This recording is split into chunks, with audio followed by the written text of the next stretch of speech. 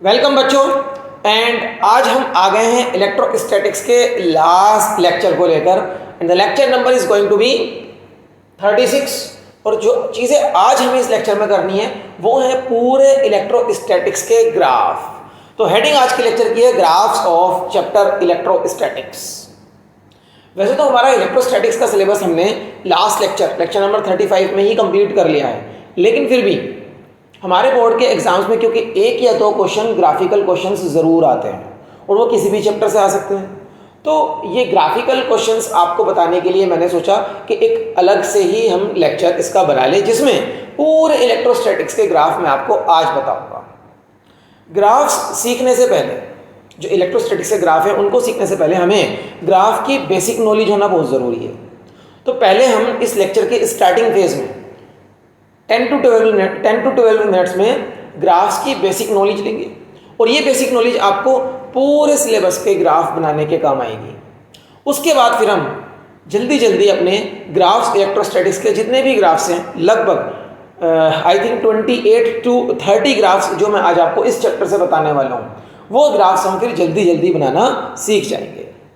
तो अगर आप सोच सकते हो कि 30 ग्राफ्स अगर आज मैं आपको बताने वाला हूँ तो ये लेक्चर थोड़ा सा लेंथी ज़रूर होगा, लेकिन आपको पूरे इलेक्ट्रोस्टैटिक्स के ग्राफ की नॉलेज आज ज़रूर मिल जाएगी। और आज के लेक्चर के लास्ट में आपको एक बोनस टिप भी दूंगा, वहाँ से आपको आइडिया लगेगा कि किसी भी सब्जेक्ट के लिए किसी एक पर्टिकुलर चैप्टर में किस तरीके से प्रिपरेशन की जाती है चीज़ों को रिलेट करके। तो चलिए स्टार्ट करते हैं ग्राफ्स। देखो, ग्राफ में जो चीज़ें आती हैं हमारे पास ड्रॉ करने के लिए, वो बेसिकली 2 या 3 तरह की होती हैं। एक ग्राफ होते हैं डायरेक्टली प्रोपोर्शनल। सबसे पहली चीज़ तो आपको ये मालूम होना चाहिए ना कि ग्राफ में हमारे पास 2 एक्सिस होती हैं। एक्स एक्सिस हम इसे लेते हैं और वाई एक्सिस हमारे पास ये वाली एक्सिस होती है। ओके, और जो ग्राफ है वो बेसिकली कुछ नहीं है, वाई और एक्स का रिलेशन होता है। वाई और एक्स का रिलेशन। एक ग्राफ हमारे पास होते हैं कि y is directly proportional to x। तो वो ग्राफ अगर आपका है कोई y is directly proportional to x, तो it will be a straight line passing through. वो दीजिए ऐसे कोई स्ट्रेट लाइन होगी इस तरीके से। इसका एग्जांपल ले लेते हैं। सपोज कोई ग्राफ आपको ड्रॉ करना है, y is equals to 2x। Now what is the meaning of y is equals to 2x। देखो मैं यहां पर 1 2 3 4 ये इक्विडिस्टेंट पॉइंट मार्क कर लिए, ऐसे इधर 1 2 3 4 5। आपको याद है 9th 10th क्लास में ग्राफ प्लॉट करने के लिए पॉइंट्स मार्क करा करते थे कि अगर x इज इक्वल्स टू 0 है यहां पर, तो 2 into 0 y भी क्या होगा, 0 होगा। If x is 1, 2 into 1 y क्या होगा, 2। ये वाला point. And if x is equals to 2 2 जा 4, y क्या हो जाएगा, 4। तो ये वाला पॉइंट, अगर इन सारे पॉइंट्स को आप ज्वाइन कर दो, क्या मिल रहा है, you are getting a straight line. हमें एक स्ट्रेट लाइन मिल गई, ठीक है ना। ऐसे अगर हमारे पास कोई ग्राफ हो y is equals to 3x, चलो उसको भी मैं यहीं पर प्लॉट करने की कोशिश करता हूं, सेपरेट ग्राफ बना लेते हैं। y is equals to 3x, 1 2 3 4, 1 2 3 4 5 6। अगर मैंने x को 0 रखा तो y will also be 0। if I put x is equals to 1, 3 into 1, तो y is equals to 3। and if I put x is equals to 2, 3 2s are 6, y is equals to 6। again you will see on joining these 3 points I will get a straight line। means अगर y proportional to x है, आपको straight line ही मिलेगा, passing through the origin मिलेगा। अब इस graph में होता है एक कॉन्सेप्ट स्लोप का। Slope, what is slope? ये स्लोप समझो। स्लोप का मतलब होता है कि जो ग्राफ बनाया है आपने, ये लाइन x एक्सिस से कितना एंगल बनाती है, उस एंगल का आपको लिखना होता है tan थीटा। क्या लिखना होता है, tan थीटा। और ये tan थीटा लिखना बहुत इजी है। अगर आप अपने ग्राफ पर कोई भी 2 पॉइंट मार्क कर लें और उन पॉइंट से परपेंडिकुलर ड्रॉप कर दें दोनों एक्सिस पर, इधर भी और इधर भी, तो आपको एक ट्राइंगल मिलेगा, ये ट्राइंगल मिलेगा, दिस इज अ ट्राइंगल। इस ट्राइंगल में अगर ये एंगल थीटा है तो इस ट्राइंगल में ये वाला एंगल भी तो थीटा है ना। तो ट्राइंगल के अकॉर्डिंग tan थीटा क्या होता है, perpendicular upon base, and this is perpendicular. और परपेंडिकुलर अगर मैं y की इस वैल्यू को y2 और इस वैल्यू को y1 बोलूं और कोरस्पोंडिंगली y1 के साथ वाली वैल्यू x1, y2 के साथ वाली x एक्सिस पर वैल्यू x2 बोलूं, तो this is perpendicular, it is y2 minus y1 and this is base and this is x2 minus x1।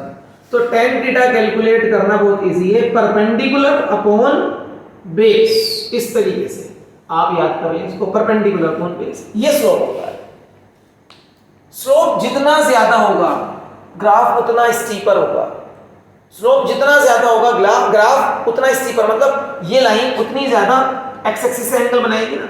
देखो यहां पर अगर मैं स्लोप को बढ़ाऊं तो angle will increase, graph steep हो गया, खड़ा हो गया, वो यहां पर दिख रहा है। देखो ये ग्राफ है और एक ये ग्राफ है, अगर मैं इनकी स्लोप कैलकुलेट करूं तो स्लोप क्या आएगी, देखो स्लोप इज, आप कोई भी दो पॉइंट्स मार्क करें, वहां से परपेंडिकुलर ड्रॉप करें, देखो I will get a triangle, perpendicular upon base. Now what is this perpendicular, 4 minus 2, y2 minus y1, यही है ना, y2 minus y1, 4 minus 2 it is 2, and what is base, x2 minus x1, x2 minus x1, 2 minus 1, what is base, 1।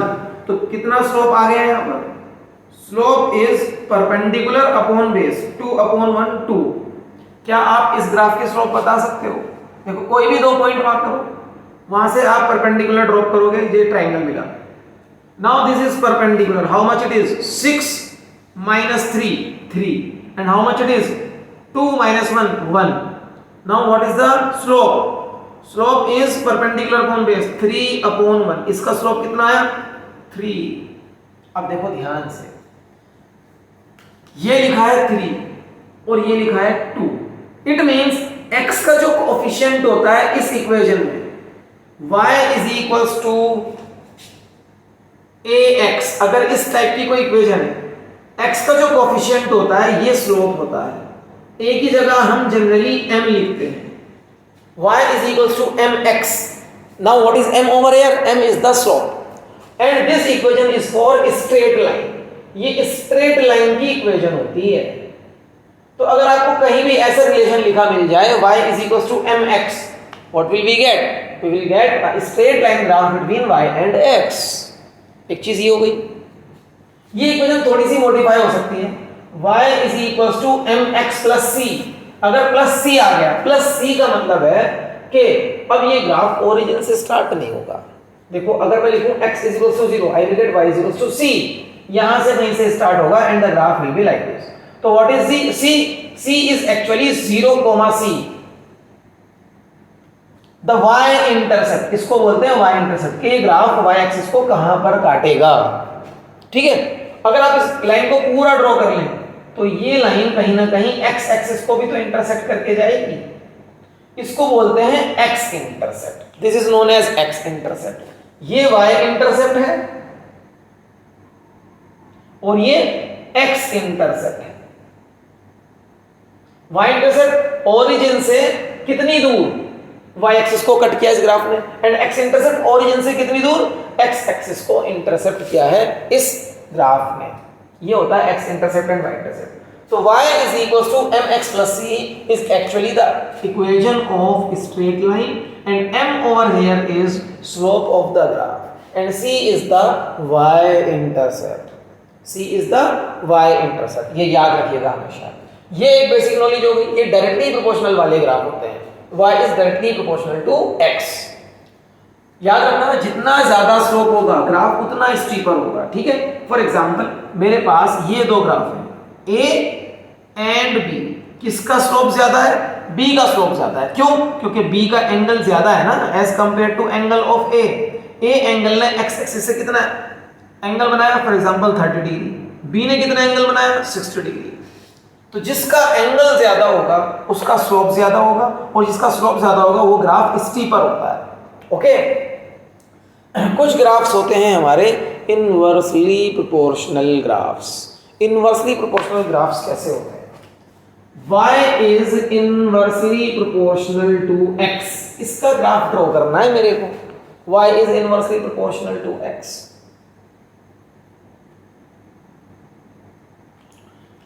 अब आप ध्यान से अगर देखेंगे तो x की वैल्यू जैसे जैसे मैं इंक्रीज करूंगा y की वैल्यू तो डिक्रीज होती चली जाएगी, लेकिन x की वैल्यू अगर मैं 0 लिख दूं तो anything divide by 0 is not defined या वेरी वेरी लार्ज नंबर होता है। तो जब x 0 को अप्रोच करेगा, ये 0, ये x है, x जब 0 को अप्रोच कर रहा होगा तो y की वैल्यू जल्दी जल्दी ऊपर बढ़ रही होगी लाइक दिस, और x जब क्लोज टू 0 जाएगा तो y हो जाएगा नॉट डिफाइंड या वेरी लार्ज नंबर।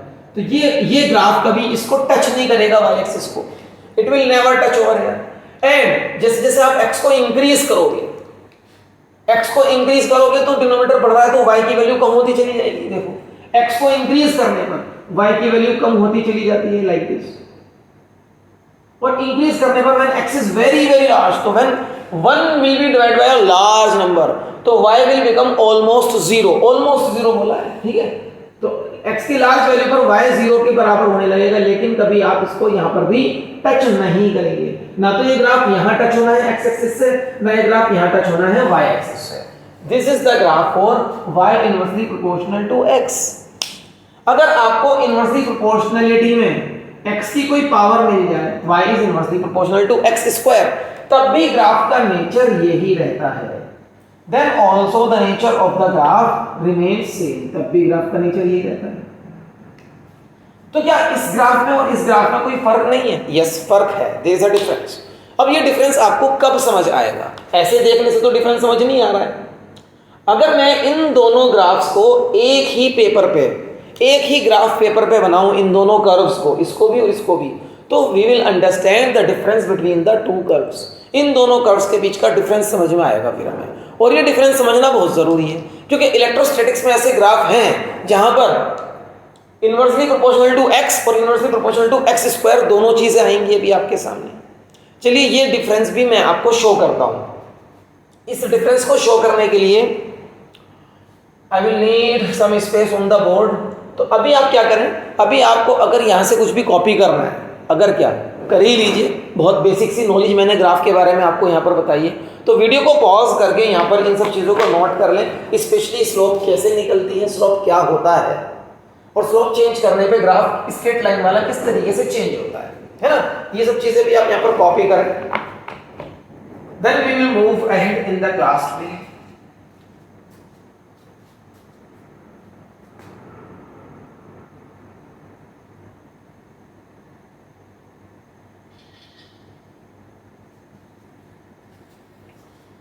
आई होप कॉपी कर लिया है आपने। चलिए मैं इधर से अपनी थोड़ी सी स्पेस क्लियर करता हूं।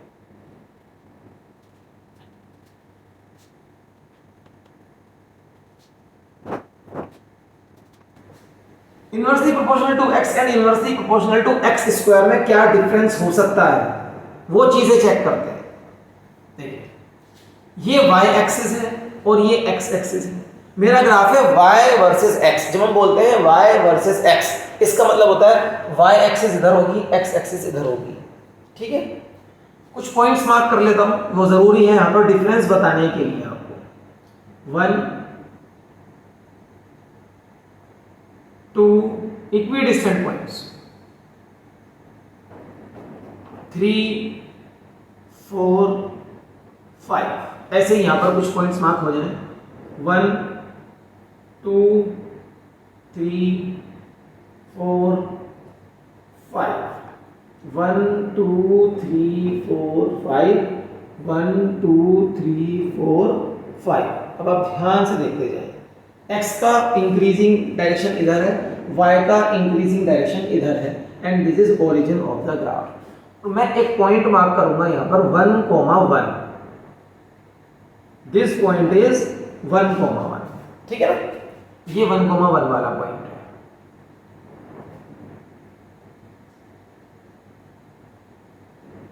अब देखो y is equals to 1/x कर लेते हैं, और y is equals to 1/x square भी कर लेते हैं। तो सिंपल बिल्कुल, y is equals to 1/x and y is equals to 1/x square.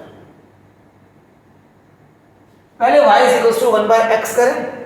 जब मैं x की वैल्यू 1 लिखूंगा, 1/1 y विल बी 1। तो x की वैल्यू अगर मैं 1 लिखूंगा, x की वैल्यू 1, तो y की वैल्यू भी 1 आएगी। यहां से ग्राफ को पास होना है। चलो आगे बढ़ते हैं। x की वैल्यू को थोड़ा इंक्रीज करते हैं, 2 लिखते हैं। तो जब मैं x की वैल्यू को, चलिएगा यहां पर आपको शो करता हूं, x और y, x की वैल्यू 1, y की वैल्यू 1। x की वैल्यू को अगर मैंने 2 लिखा तो y की वैल्यू 1/2 हो गई। तो y की वैल्यू 1/2, अब ध्यान दो थोड़ा, y की वैल्यू 1/2, ये 1 है ये 0 है, तो 1/2 यहां होगा। x की वैल्यू 2 पर y की वैल्यू 1/2, तो ग्राफ यहां से पास होगा।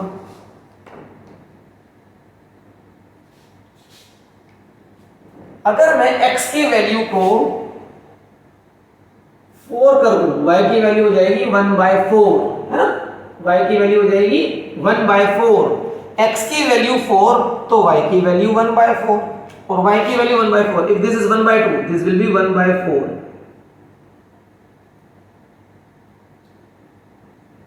यहां से पास होना है graph. The graph will pass from this point. चलिए ठीक है, थोड़ा इधर आ रहा है। x की वैल्यू को 1/2 लिखकर देखते हैं। x की वैल्यू 1/2, 1/2, x की value 1/2।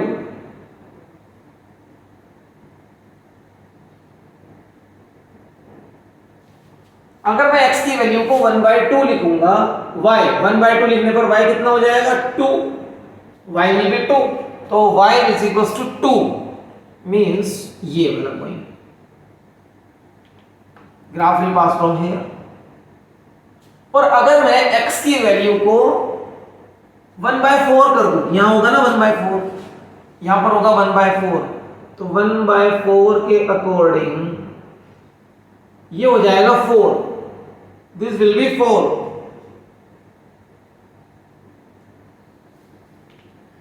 The graph will pass from this point.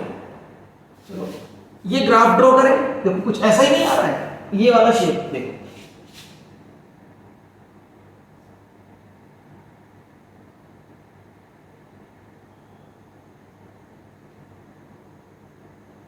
Like this. ये मेरा graph y is inversely proportional to 1/x या y is equal to 1/x, to be very simple। ये वाला ग्राफ हो गया y is equal to 1/x। अब मैं graph draw करूंगा y is equal to 1/x square का। y is equal to 1/x square के ग्राफ के लिए अगेन मैं x और y की वैल्यूज पुट अप करूंगा और देखता हूं कि पॉइंट्स कहां कहां आते हैं। चलो x को 1 करेंगे तो 1/1 का स्क्वायर 1, y 1 ही आएगा। x को 2 लिखते हैं तो 1/2 का स्क्वायर ये हो जाएगा 1/4, ठीक है, 1/4। और अगर मैंने x को लिख दिया 4 तो ये हो जाएगा 1/4 का स्क्वायर मतलब 1/16। पॉइंट्स मार्क करते हैं। 1 1 मतलब यहां से तो जाना ही है, यहां से तो जाना ही है। 2 और 1/4, 2 पर वैल्यू 1/4, 2 पर वैल्यू 1/4, ये है 1/2 और ये है 1/4, तो 2 पर वैल्यू 1/4 यहां से जाएगा। देखो ये graph, this graph will pass from this point. और 4 पे 1/16, 1/16 बहुत नीचे आ चुका होगा, यहां आ चुका होगा 1/16, ठीक है, 1/16 यहां से पास होगा। चलो थोड़ा इधर आते हैं। अगर मैं x की जगह 1/2 लिखूं, 1/2 का स्क्वायर 1/4, वो 4 जाएगा ऊपर, y इज इक्वल टू 4 हो जाएगा, y इज इक्वल टू 4, 1/2 पे, this is 1/2, y is equal to 4, graph will pass from here. इतने पॉइंट्स काफी हैं मुझे ग्राफ प्लॉट करने के लिए। देखो अब ध्यान से, अगर मैं रेड वाले पॉइंट्स ज्वाइन करूं जो मैंने अब बनाए हैं, तो मुझे ग्राफ मिलेगा कुछ ऐसा।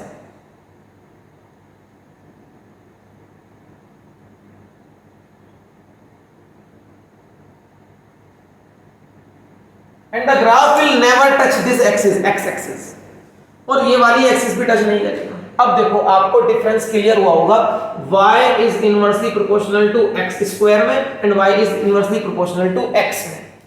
इनवर्सली प्रोपोर्शनल टू x वाला ग्राफ, x की वैल्यूज जब 1 से कम होती हैं तो इधर होता है, और जब x की वैल्यूज 1 से ज्यादा होती हैं तो वो ऊपर होता है। ब्लैक वाला कर्व देखो, ब्लैक वाला कर्व यहाँ पर ऊपर है और यहाँ पीछे है, और रेड वाला कर्व यहाँ आगे है और यहाँ नीचे है। ये डिफरेंस है, ठीक है ना। मतलब आप कह सकते हो कि x की वैल्यूज 1 से कम के लिए y is inversely proportional to x square वाला कर्व जल्दी से तेजी से ऊपर बढ़ता है, तेजी से ऊपर बढ़ता है। देखो 1/2 पर ब्लैक वाले कर्व की वैल्यू 2 है, लेकिन रेड वाले कर्व की वैल्यू 4 हो चुकी है, वो तेजी से आगे बढ़ रहा है x की वैल्यूज कम करने पर। लेकिन x की वैल्यूज अगर आप 1 से आगे बढ़ाते हो तो फिर 1 से आगे बढ़ाने पर यही कर्व तेजी से नीचे भी जाता है, यही कर्व तेजी से नीचे भी जाता है। देखो आप x = 2 करने पर ब्लैक वाले कर्व की वैल्यू 1/2 है, लेकिन रेड वाले कर्व की वैल्यू 1/4 हो चुकी है, वो तेजी से नीचे भी जा रहा है। तो ये वाला जो पॉइंट होता है x = 1 वाला पॉइंट, यहां से नेचर बदलना शुरू होता है, इससे पहले और इसके बाद। तो रेड वाला कर्व मतलब inversely proportional to x square वाला कर्व जो चेंजेस शो कर रहा है वो इस x = 1 वाले पॉइंट से पहले और x = 1 वाले पॉइंट के बाद दोनों साइड पर जो चेंजेस शो कर रहा है वो ज्यादा हैं as compare to inversely proportional वाले कर्व से। तो चेंजेस आर फास्ट, जल्दी नीचे जाता है, जल्दी ऊपर जाता है, ये डिफरेंस है। This is the difference in the two curves. अलग अलग बनाओगे देखने में एक जैसे लगेंगे, सेम पेपर पर प्लॉट करोगे तो you will get the difference. Okay, तो इस तरीके के पॉइंट्स को ध्यान में रखते हुए हमें कर्व प्लॉट करने होते हैं। चलिए स्टार्ट करते हैं इलेक्ट्रोस्टैटिक्स का पहला ग्राफ। यहाँ पर अगर आपको ये ड्रॉ करना है तो वीडियो को पॉज करके इसको ड्रॉ कर सकते हो।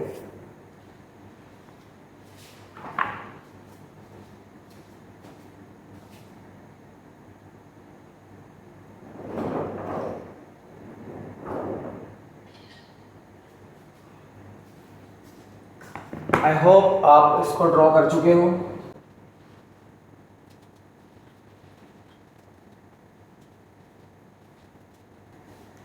Now we will start with graphs of Coulomb's law. अब हम कूलम्ब्स लॉ के ग्राफ के साथ स्टार्ट करेंगे। तो ग्राफ्स ऑफ कूलम्ब्स लॉ,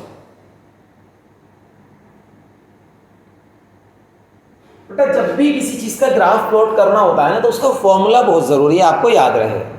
तो कूलम्ब्स लॉ के ग्राफ में अगर आपको कुछ भी करना है तो कूलम्ब्स लॉ का ये फॉर्मूला तो आप याद ही रखो, F = K Q1 Q2 upon R²।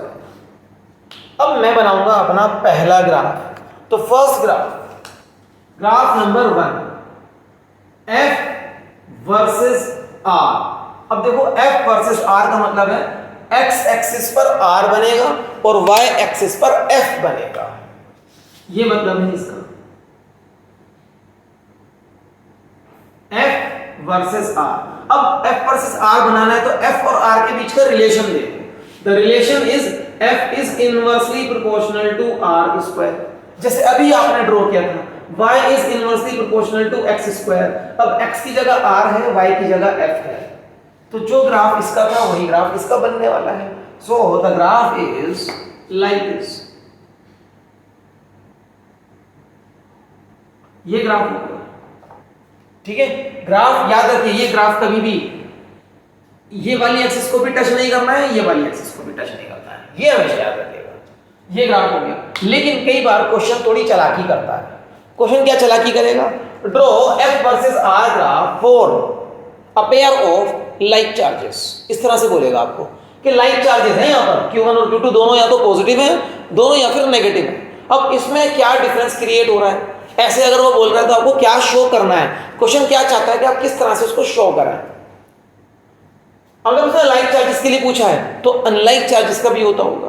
अब आप सोचो कि कैसे आएगा इसका डिफरेंस। देखो, अगर मैं यही graph F versus R like charges के लिए बनाऊं, लाइक चार्जेस के लिए बनाऊंगा तो ध्यान दो, दोनों या तो पॉजिटिव होंगे, दोनों या तो नेगेटिव होंगे।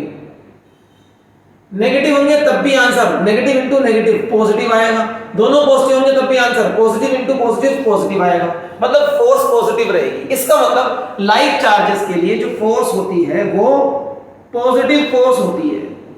तो ग्राफ पर फोर्स की एक्सिस पॉजिटिव एक्सिस शो करनी है। अब आपको 0 से ऊपर होता है ना पॉजिटिव, तो और ये आर है। अच्छा, ग्राफ में इनके हमेशा इंक्रीजिंग डायरेक्शन, पॉजिटिव डायरेक्शन जरूर मार्क करा करो और ओरिजिन को जरूर मार्क करा। ठीक है, यहां पर ओरिजिन हो गई। तो ग्राफ, ये ग्राफ है, यही ग्राफ आप सेम बना दें। यही ग्राफ लाइक चार्जेस का ग्राफ होता है। क्या अनलाइक चार्जेस के ग्राफ में कोई डिफरेंस आएगा? Let us check. देखो, अगर चार्जेस हो गए unlike, now the graph number is third, F versus R unlike charges के लिए बनाएंगे। अनलाइक चार्जेस, एक चार्ज पॉजिटिव एक नेगेटिव, तो पॉजिटिव मल्टीप्लाई बाय नेगेटिव कैसा आएगा फोर्स का आंसर? नेगेटिव। फोर्स हो जाती है नेगेटिव फोर्स, ये होती है अट्रैक्टिव फोर्स। तो आप समझो इसको कि ग्राफ पे अट्रैक्टिव फोर्स को नेगेटिव फोर्स की तरह मार्क करेंगे, और ग्राफ पर लाइक चार्जेस की फोर्स कैसी होती है? Repulsive force. रिपल्सिव फोर्स को पॉजिटिव फोर्स की तरह मार्क करेंगे। ये फोर्स एक्सिस और ये डिस्टेंस एक्सिस, फोर्स इधर ही बढ़ेगा, दिस इज ओरिजिन, तो फोर्स तो ऐसे ही इंक्रीज करेगा, है ना? डायरेक्शन, इंक्रीजिंग डायरेक्शन फोर्स का यही है। बस ये ग्राफ जो आपने यहां ऐसे बनाया है, इसी को आप नीचे पलट दो, ऐसे पलट दो, तो graph will be like this. देखो, जैसे जैसे डिस्टेंस ज्यादा होता जाएगा, force will decrease in magnitude. देखो, डिस्टेंस बढ़ रहा है, फोर्स की मैग्नीट्यूड देखो कम होती जा रही है, जीरो की तरफ बढ़ रही है ना फोर्स, तो फोर्स की मैग्नीट्यूड कम होती जा रही है। And at a very large distance the force will become almost zero, force हो जाती है जीरो। ठीक, तो ये ग्राफ हो गया अनलाइक चार्जेस के लिए। This graph is for unlike charges. तो F versus R graph, like charges unlike charges. अब इसमें एक चीज और हो सकती है कि वो आपसे ग्राफ पूछ ले इस तरीके से, हमें तो ग्राफ बताइए आप F वर्सेस 1/r स्क्वायर का। अब दूसरी एक्सिस क्या है? दूसरी एक्सिस है 1/r स्क्वायर। भाई ये है y एक्सिस और ये है x एक्सिस। देखो, ये है y एक्सिस, ये है x एक्सिस, ये है y एक्सिस, ये रही, और ये है x एक्सिस, ये रही। अब क्या बोला उसने? r की जगह बोला 1/r स्क्वायर, तो now this is the x axis. आप इस ग्राफ में क्या करेंगे? f तो एज इट इज रहेगा, यहां लिखेंगे 1/r स्क्वायर। अब इसको आप कैसे रीड आउट करेंगे? f इज, देखो ये रिलेशन है ना, अब आपको बोलना है 1/r स्क्वायर, तो 1/r स्क्वायर के लिए f क्या है? f is directly proportional to 1/r square. अगर मैं बोलूंगा r, अगर मुझसे पूछा f वर्सेस r, तो मैं इसी को पढ़ूंगा f is inversely proportional to r square. देखो, पढ़ने के तरीके में फर्क आ रहा है, f और r बोलना है, f is inversely proportional to r square, लेकिन f एंड 1/r स्क्वायर बोलना है, तो I will read as f is directly proportional to 1/r square. And directly proportional वाले ग्राफ स्ट्रेट लाइन होते हैं, लाइक दिस। ये बन जाएगा straight line graph. This is going to be the straight line graph, ऐसा बनेगा ये graph. Okay, इसके अलावा और क्या हो सकता है? एक ग्राफ और आता है कूलम्स लॉ में, graph number 5, F versus Q1 Q2 बना के दिखाओ। ऐसे ही कुछ भी पूछ लेते हैं, अरे कुछ भी पूछ लें, आपको ये फॉर्मूला पता होना चाहिए जहां पर F और Q1 Q2 होते हैं, और वो फॉर्मूला ये है, दिस इज द फॉर्मूला। तो F is again, F is directly proportional to Q1 Q2, तो यहां R की जगह क्या लिखना है हमें? Q1 Q2 लिखना है। अब X एक्सिस पे कौन है? Q1 Q2 का प्रोडक्ट, तो अगर ये directly proportional to Q1 Q2 है, तो again I will have a straight line. Directly proportional वाले ग्राफ तो स्ट्रेट लाइन होते हैं starting from origin, until and unless वहां पर कोई y इंटरसेप्ट ना हो। y इंटरसेप्ट यहां पर कोई है नहीं, ठीक है? तो ये ग्राफ हमारे कूलम्स लॉ के 5 डिफरेंट ग्राफ्स मैंने बना दिए हैं। देखो, ग्राफ्स में पॉसिबिलिटीज कुछ भी हो सकती हैं और ज्यादा भी। आपको बेसिक नॉलेज अगर ग्राफ की आती जा रही है, अगर कोई नया ग्राफ भी आ जाए ना जो आपने कभी ड्रॉ ना किया हो, तो आप उस ग्राफ को उसके फॉर्मूले को ध्यान से देखकर ड्रॉ कर सकते हो।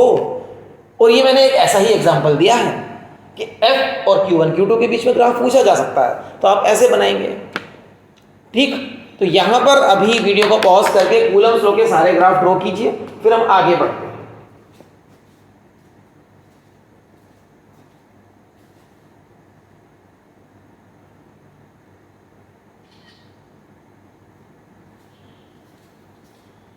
आई होप आपने ग्राफ ड्रॉ कर लिए हैं।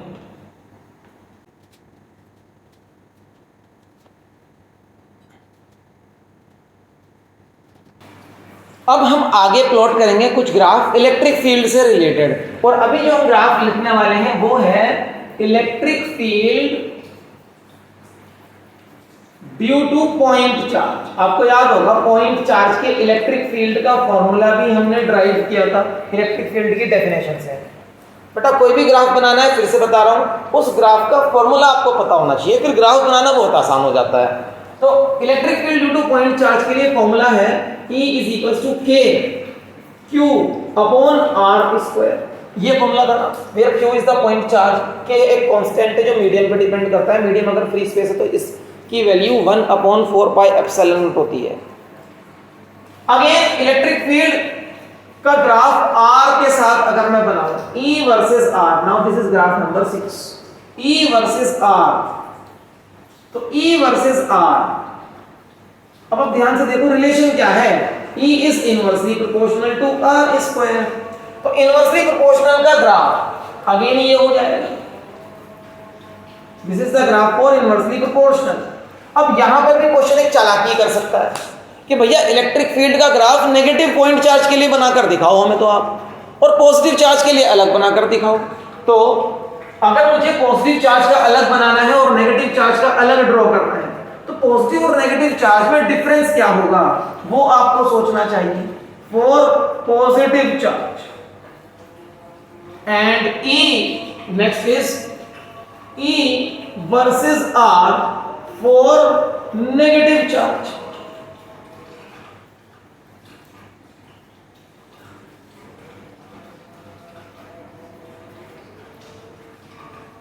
E versus R, E versus R, ठीक है। अब देखिए electric field of a positive charge is away from the charge and electric field of a negative charge is towards the charge. अब आपको डिसाइड करना है कि आप ये इलेक्ट्रिक फील्ड पॉजिटिव दिखाना चाहते हो तो ये इलेक्ट्रिक फील्ड ऐसे हो जाएगा, मतलब इसमें और इसमें तो कोई डिफरेंस ही नहीं आया, ठीक है। देखो इलेक्ट्रिक फील्ड की पॉजिटिव वैल्यूज है, देखो ध्यान से, electric field has got positive values, electric field has got positive values. और अगर इसका पॉजिटिव दिखाया है तो इसका क्या दिखाओगे, इसके लिए दिखाओगे नेगेटिव इलेक्ट्रिक फील्ड को, फिर आप नेगेटिव दिखाओगे। अब ये मजबूरी है हमारी क्योंकि क्वेश्चन चालाकी कर रहा है हमसे, तो डिफरेंस तो दिखाना पड़ेगा। तो आप इसका इलेक्ट्रिक फील्ड का ग्राफ दिखाएंगे वैसा ही ग्राफ जो यहां पर ऊपर था वो नीचे आ जाएगा। तो अगर मैं दोनों को एक ही जगह प्लॉट करूं तो this graph and this graph they are exactly symmetrical of each other. ये शो करेगा electric field of a positive charge, ये शो करेगा electric field of a negative charge. इस तरीके से आप डिफरेंस क्रिएट कर सकते हो। ये क्वेश्चंस थोड़ी सी चालाकी करते हैं बेटा, ग्राफ में थोड़ी सी चालाकी करते हैं, तो उसका आंसर आपके पास होना चाहिए उसी के अकॉर्डिंग जैसा क्वेश्चन पूछा जा रहा है, ठीक है। Otherwise E versus R point charge का इलेक्ट्रिक फील्ड ये सफिशिएंट है कर्व हमारा, this is sufficient enough. But question अगर आपसे छेड़खानी कर रहा है, भैया पॉजिटिव चार्ज का अलग बना के दिखाओ, नेगेटिव चार्ज का अलग बना के दिखाओ, तो आप भी दिखाओ तो बनाकर कि पॉजिटिव चार्ज के लिए अगर ये डायरेक्शन पॉजिटिव है तो ये वाला इलेक्ट्रिक फील्ड नेगेटिव चार्ज के लिए ऐसा होगा, दैट्स इट, ठीक है ना। तो यहाँ पर बस ऐसा ही कर सकते हैं आप, ओके। अब इसके आगे बढ़ते हैं, इलेक्ट्रिक फील्ड हो गया। इलेक्ट्रिक फील्ड के बाद मैं क्या पॉइंट चार्ज का पोटेंशियल का ग्राफ भी बना सकता हूं। देखो ध्यान से, potential of a point charge, electric potential of a point charge, point charge का इलेक्ट्रिक पोटेंशियल का कर्व बनाएंगे। इलेक्ट्रिक पोटेंशियल का कर्व, पोटेंशियल की वैल्यू, पोटेंशियल की वैल्यू V = KQ/R, तो इनवर्सली प्रोपोर्शनल टू R है, inversely proportional to R। Now I will draw this graph, graph number 9 for positive charge. अब याद करो थोड़ा, potential of positive charge is positive and potential of negative charge is negative. तो यहां पर तो आपको पोटेंशियल में बहुत ध्यान देना होगा। पॉजिटिव चार्ज का पोटेंशियल का कर्व अगर आपको ड्रॉ करना है तो पॉजिटिव चार्ज का पोटेंशियल पॉजिटिव दिखाएंगे, मतलब ओरिजिन से ऊपर, like this, and it is inversely proportional to R। So the graph will be like this. And graph number 10 for negative charge. For negative charge के लिए यही कर्व बनेगा, लेकिन potential of a negative charge is negative, तो potential को negative show करना है like this. और अभी अभी मैंने आपको थोड़ी देर पहले इसी लेक्चर के स्टार्टिंग में समझाया था कि इनवर्सली प्रोपोर्शनल टू आर और inversely proportional to R square वाले ग्राफ्स में, वाले कर्व्स में क्या डिफरेंस होता है। अगर मैं v का कर्व यहां पर प्लॉट करूं, अगर मैं v का कर्व यहां पर प्लॉट करूं तो क्या ऐसा नहीं होगा? This curve is for v। जिसने स्टार्टिंग का पार्ट देखा है लेक्चर का वो समझ जाएगा, स्टार्टिंग में समझाया मैंने, ठीक है ना। तो ये डिफरेंस होता है, देखो e is inversely proportional to r square में और v is inversely proportional to r में, ये डिफरेंस होता है। और ये difference I have explained very well in the starting part of the lecture. तो अगर मिस करके आए हो, वीडियो को स्किप करके आए हो, तो वापस जाना पड़ेगा, उसको देखना पड़ेगा आपको, ठीक है। तो अभी हमने potential due to point charge तक भी बना लिए हैं ग्राफ। यहां तक के ग्राफ्स आप कॉपी कीजिए, फिर हम आगे बढ़ते हैं अपने ग्राफ्स को लेकर।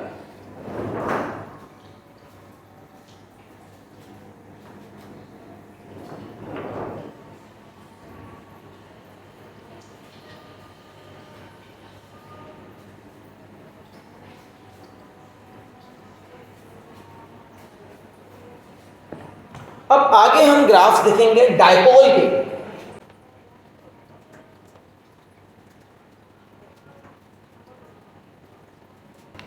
Now the graphs related to dipole. Electric dipole तो याद है ना, it is an arrangement of two charges, two equal and opposite charges. Minus Q और प्लस क्यू चार्ज अगर पास पास रख दिए जाए, बहुत दूर नहीं रखने उनको, पास पास रख दिए जाए, तो ये अरेंजमेंट इलेक्ट्रिक डायपोल कहलाता है। इलेक्ट्रिक डायपोल का इलेक्ट्रिक फील्ड का फॉर्मूला हमने पढ़ा था, एक्सियल लाइन के लिए भी और इक्वेटोरियल लाइन के लिए भी पढ़ा था। वो फॉर्मूला अगर आपको याद है तो हमें इलेक्ट्रिक फील्ड के ग्राफ ड्रॉ करने हैं। इलेक्ट्रिक फील्ड का graph, I think the graph number is 10। Electric field on axial line of dipole.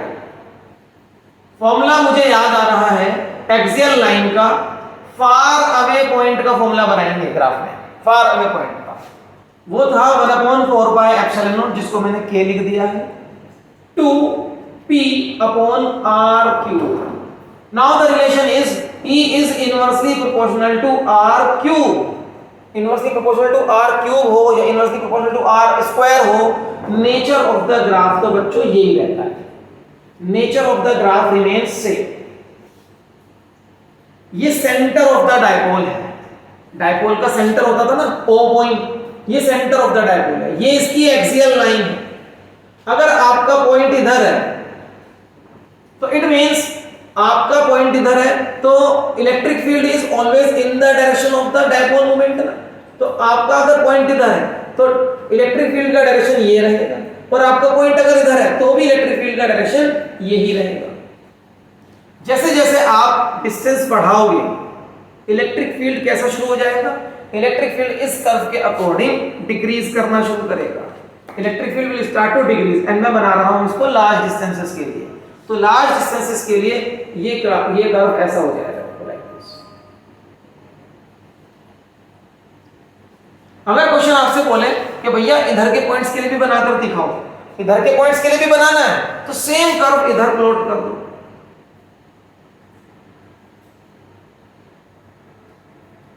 इधर के पॉइंट्स के लिए भी हो गया, इधर के पॉइंट्स के लिए भी हो गया, ठीक है। And I have plotted the curve for large distances. Small distances का कर्व हमने छोड़ दिया है, स्मॉल डिस्टेंसेस के लिए नहीं बनाया, वो ड्रॉ नहीं करना हमको, वो ज्यादा कॉम्प्लिकेटेड होता है थोड़ा सा, तो वो ड्रॉ नहीं करेंगे, ठीक। अब आगे हमें इलेक्ट्रिक फील्ड बनाना है इक्वेटोरियल लाइन पर। अगर इलेक्ट्रिक फील्ड इक्वेटोरियल लाइन के लिए बनाने को आ जाए, 11th curve, electric field on equatorial line, on equatorial line, ये वाली लाइन इक्वेटोरियल लाइन होती है ना, याद है ना। इस लाइन पर इलेक्ट्रिक फील्ड का फॉर्मूला क्या था? फार अवे पॉइंट के लिए बताया, फार अवे पॉइंट के लिए बनाना है, K P upon R cube. Same formula almost बस 2, इसका फर्क था ना, याद है? तो अगर सेम फॉर्मूला है तो इट मीन्स ग्राफ भी तो सेम ही होगा, तो ग्राफ भी सेम बनेगा। E वर्सेस R, मतलब E is inversely proportional to R cube का कर्व बना रहे हैं हम, ये तो सेम ग्राफ ओवर है, सेम ग्राफ।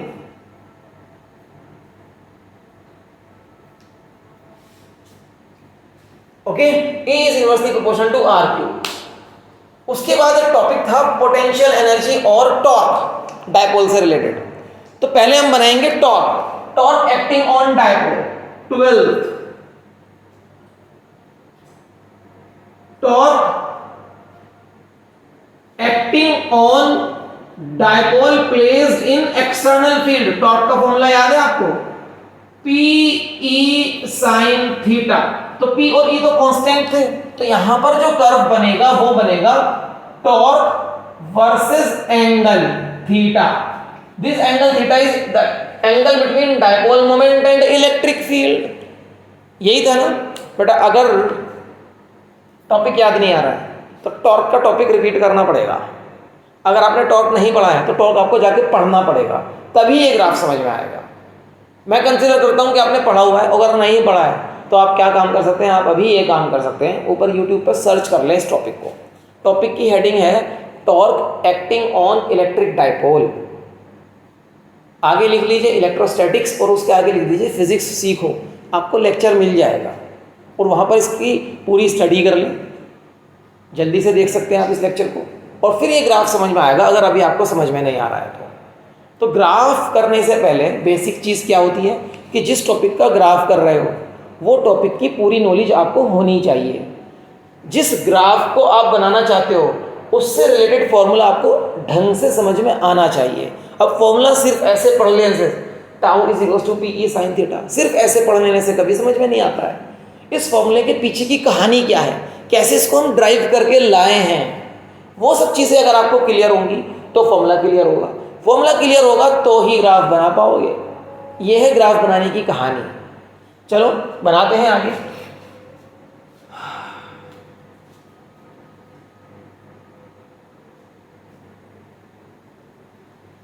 क्योंकि tau is proportional to theta तो टॉर्क इधर बनेगा, ये टॉर्क का पॉजिटिव डायरेक्शन है और ये एंगल का इंक्रीजिंग डायरेक्शन, एंगल इधर बढ़ रहा है।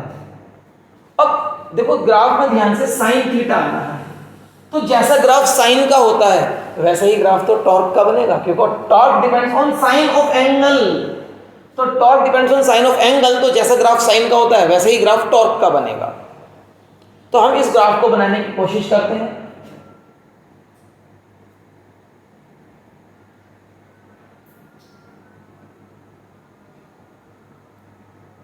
कभी भी आपको साइन या कॉस या ट्रिग्नोमेट्री से रिलेटेड ग्राफ्स बनाने हो तो इस तरीके से पहले 4 पार्ट कर लो, इक्वल पार्ट। ये 4 पार्ट क्या शो कर रहे हैं मैं आपको बताता हूं। देखो पूरी टेक्निक के साथ ग्राफ बना के दूंगा, ऐसा नहीं है कि बस इक्वेशन पढ़ी ग्राफ बना के ड्रॉ करके आपके सामने रख दिया कि ये ग्राफ होता है बच्चों रट लो। ऐसा कुछ नहीं चल रहा है मेरे लेक्चर्स में। यहाँ लेक्चर्स में बिल्कुल बेसिक नॉलेज के साथ आपको चीज़ें समझाई जा रही हैं। व्हाट वी बिलीव इज कि हमें आपको समझाना है, रटाना नहीं है। फिजिक्स वैसे भी रटने का सब्जेक्ट होता नहीं है, रट के जाओगे एग्जाम में गारंटी है फेल हो जाओगे, और पास भी मुश्किल से हुए तो सिर्फ पासिंग मार्क्स ही आएंगे, कभी अच्छे मार्क्स तो ला ही नहीं पाओगे फिजिक्स में रटने के बाद। तो आगे बढ़ते हैं। 2 लाइन्स यहाँ बनाऊंगा, इन लाइन्स का क्या मीनिंग है ये भी अभी आपको बताता हूँ। एक ये वाली लाइन और इतने ही गैप पर एक ये वाली लाइन। अब ये जो मैंने 4 पार्ट करे हैं ये एक्चुअली 360 डिग्री के 4 इक्वल पार्ट कर दिए हैं। 360 डिग्री यहाँ लिखूँ 360, तो यहाँ क्या लिखूंगा 180, और यहाँ क्या लिखूंगा 90 डिग्री, और यहाँ क्या लिखूंगा 270 लिख लेते हैं यहाँ पर, है? अब साइन का कर्व बनाते हैं। साइन का कर्व कैसा होता है तो सबको पता है ना, साइन 90 पर वैल्यू मैक्सिमम होती है, साइन 0 पर 0 होती है। तो the curve goes like this.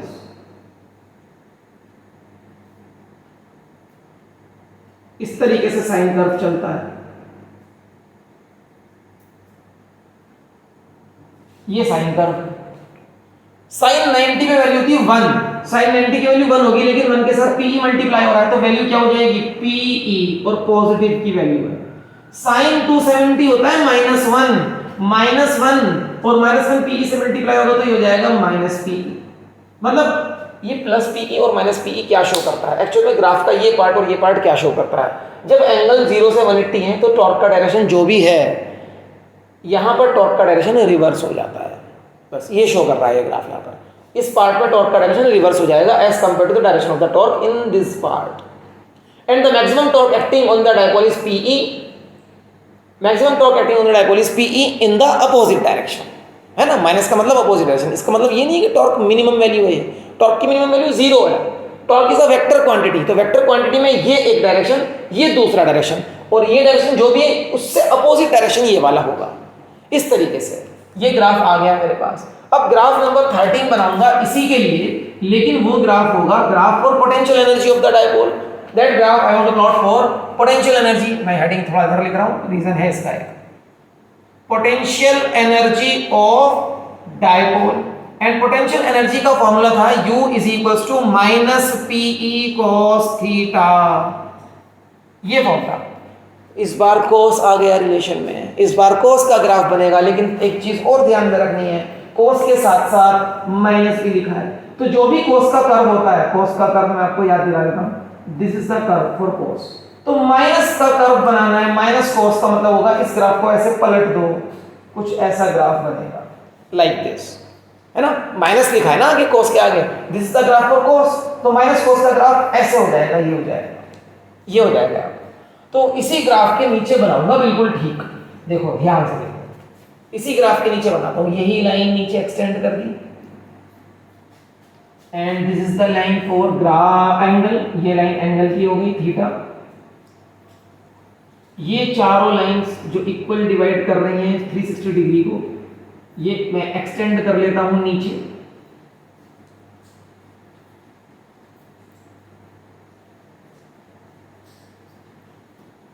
और ये वाली दोनों लाइन, अब समझ में आया दोनों लाइन क्या डिनोट करती हैं। ये दोनों लाइन डिनोट कर रही हैं मैक्सिमम वैल्यू ऑफ टॉर्क, जो आपने ग्राफ बनाया ना टॉर्क का, उसकी मैक्सिमम वैल्यू एक डायरेक्शन में, उसकी मैक्सिमम वैल्यू अपोजिट डायरेक्शन में। वैसे ही दो लाइंस यहां पर भी बनाऊंगा, क्योंकि ये ग्राफ पोटेंशियल एनर्जी का ग्राफ है, तो ये लाइन डिनोट करेगी पोटेंशियल एनर्जी की मैक्सिमम वैल्यू, और ये लाइन डिनोट करेगी पोटेंशियल एनर्जी की minimum value. This is origin, 360 degree यहां लिख सकते हैं, 360 डिग्री की जगह में 2 पाई भी लिख सकता हूं बच्चों, 2 पाई मतलब 360 डिग्री, पाई मतलब 180 डिग्री, और यहां पर पाई बाय 2 मतलब 90 डिग्री, और यहां पर 3 पाई बाय 2 मतलब 270 डिग्री। कॉस कर्व का नेगेटिव, कॉस कर्व का नेगेटिव, ये वाला curve, it will start like this and it will go like this, ऐसे जाएगा, ऐसे, ये कंप्लीट हो गया। जब cos 0 होगा तो इट विल बी 1, तो पोटेंशियल एनर्जी होगी -PE। देखो cos 0 पर पोटेंशियल एनर्जी -PE, और जब cos पाई होगा उसकी वैल्यू होती है 1, तो 1 cos पाई की वैल्यू होती है -1 माइनस माइनस प्लस, तो +P। Potential energy scalar quantity है, तो यहां पर डायरेक्शन नहीं है, यहां पर डायरेक्शन नहीं है, यहां पर +P का मतलब है maximum value of potential energy, और वो आती है 180 डिग्री पर। जब डायपोल मोमेंट इलेक्ट्रिक फील्ड से 180 डिग्री एंगल बनाता है, टॉपिक पे जाओ थोड़ा डिटेल मिल जाएगा। और ये पोटेंशियल एनर्जी की मिनिमम वैल्यू है। अगर आपको कहा जाए ग्राफ पर मुझे बताओ कि स्टेबल इक्विलिब्रियम कहाँ है, स्टेबल इक्विलिब्रियम जहां पर पोटेंशियल एनर्जी मिनिमम और टॉर्क 0 होता है, देखो पोटेंशियल एनर्जी मिनिमम है और टॉर्क 0 है, तो ये वाला पॉइंट स्टेबल इक्विलिब्रियम का है। आप चाहो तो ऐसे शो कर सकते हो, this point is for stable equilibrium. और जहां पर पोटेंशियल एनर्जी मैक्सिमम हो और टॉर्क 0 हो, देखो टॉर्क 0 है, पोटेंशियल एनर्जी मैक्सिमम है, this point is for unstable equilibrium, इसको अनस्टेबल इक्विलिब्रियम बोलते हैं। दोनों ग्राफ्स प्लॉट हो गए। अगर आपसे कहा जाए प्लॉट करके ग्राफ को, वहां पर हमें स्टेबल इक्विलिब्रियम की पोजीशन भी दिखाओ कहां होती है, और अनस्टेबल इक्विलिब्रियम की पोजीशन भी दिखाओ कहां होती है, तो दीज आर द पॉइंट्स जहां पर आप इन पोजीशंस को मार्क कर सकते हैं। अभी आपको ये सारे वीडियो को पॉज करके ग्राफ्स ड्रॉ कर लेने हैं, इंपॉर्टेंट ग्राफ्स हैं जो मैंने अभी आपको शो किए हैं, और फिर हम बढ़ेंगे आगे इस लेक्चर में।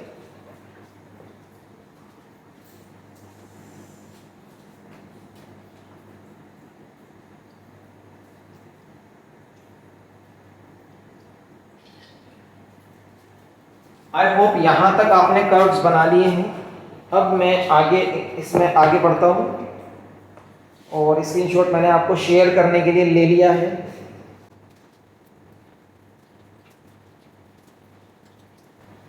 मेहनत से बनाया गया ग्राफ मैं रब कर रहा हूँ।